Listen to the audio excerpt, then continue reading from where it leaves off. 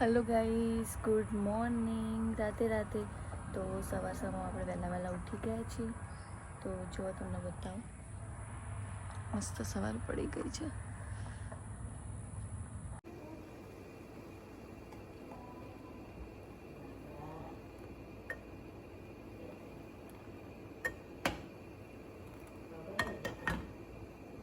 જો આપણે ચા કાઢી દીધી, હવે પી લઈએ. હેડો. હેલો ગાઈસ, તો જુઓ કિયાન ઉઠી ગયો છે. કિયું રાધે રાધે કરો બીટું, રાધે રાધે કરો. ગાઈસ, આ છે વાસણ ધોવાનું મશીન. તો એમાં આપણે રાતના વાસણ ધોવા મૂકી દીધા હતા. તો સવારમાં મસ્ત ધોઈને રેડી થઈ ગયા. જો આમાં વાસણ મસ્ત ધોવાઈ જાય છે બધા. અને આમાં ખાલી સાબુ મૂકી દેવાનું. તો જો ગાઈસ, કિયનભાઈ ને આપણે ગાડી બેહાડી દીધા અને એવાની મસ્તી. કિયો તો આ કિયનભાઈ ની ગાડી છે.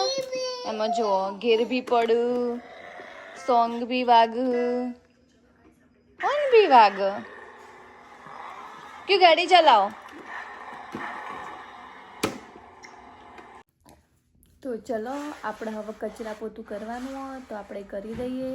તો સૌથી પહેલાં આપણે વેક્યુમ કરીશું અને પછી કરીશું પોતું. તો ગાઈસ, ડોરબેલ વાગ્યો છે. હવે જોઈએ બાજુને શું આવ્યું છે. આપણું કશું આવ્યું, ખબર નહીં શું આવ્યું. હા, સેમ્સમાંથી કંઈ આવ્યું છે. ગાઈસ, હવે આપણે કચરા પોતું ને એવું બધું કરી દીધું હો, તમે જોઈ શકો છો. અને કિયાનભાઈ બી ઊંઘી ગયા. જો તમને બતાવું.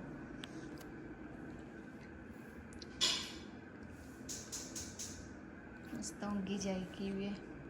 ચલો ગાઈસ, આપણે રાતે વળિયોનું શાક બનાવ્યું હતું અને અત્યારે આપણે ચોળા ઢોકળી બનાવવાની. તો હું તમને બતાવીશ કેવી બનાવું. અને જો આપણે મમ્મીએ વઘાર મૂકી દીધો. મમ્મી શાક બનાવશે અને હું બનાવી રોટલી. જો રોટલી માટેની તૈયારી બી બધી કરી દીધી છે.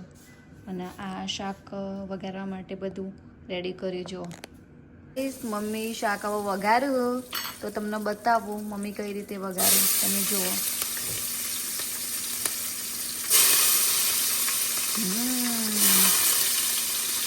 હવે નાખી દેવાની ડુંગળી.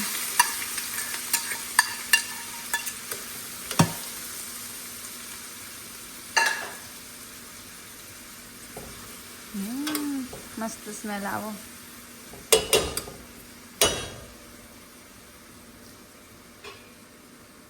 ડુંગળી નાખી અને પછી ઢોકી દેવાનું. એટલે ડુંગળી ચડી જાય પછી નાખવાના ટામેટા. પછી બધું ચડી જાય પછી છેલ્લે નાખવાના ચોળા અને પછી મસાલા કરવાના. તો ગાઈસ, મમ્મીએ શાક તો વઘારી દીધું. ચલો આપણે બી ફટાફટ રોટલી કરી દઈએ હવે. ઓકે, પછી આપણો જોબ જવાનું તો પછી લેટ થઈ ગઈ.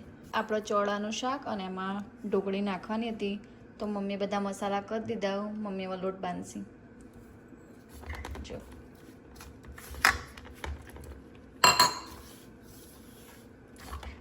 પછી આની નાની નાની ઢોકળી બનાવીને અંદર નાખી દેવાની. ગાઈસ, જુઓ આવી રીતે નાની નાની ઢોકળી બનાવી દીધી છે અને પછી એને નાખી દઈશું અંદર શાકમાં. ગાઈસ, જુઓ થોડો ચોરા ઢોકળીનો લોટ વધ્યો તો મમ્મી આવું બનાવી દીધું.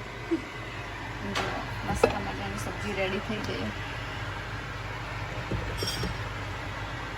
ગાઈસ, રોટલી બનાવીને હું જમવા તો બેસી ગઈ. બહુ જ ભૂખ લાગી હતી. તો આપણે જમી લઈએ ફટાફટ, પછી તમને મળે. હેલો ગાઈસ, તો હવે હું જાઉં છું જોબ પર. અને જોબ પર તો વ્લોગ બની નહીં શકું કારણ કે જોબ પર ફોન અલાઉડ નહીં.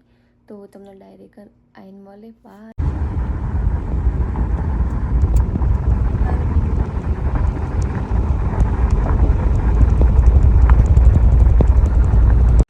હેલો ગાઈઝ, તો હું જોબ પરથી ઘરે આવી ગઈ છું. તો તમને મારો આજનો બ્લોગ સારો લાગ્યો હોય તો લાઈક, કમેન્ટ, શેર અને સબસ્ક્રાઈબ કરજો. Bye, good night.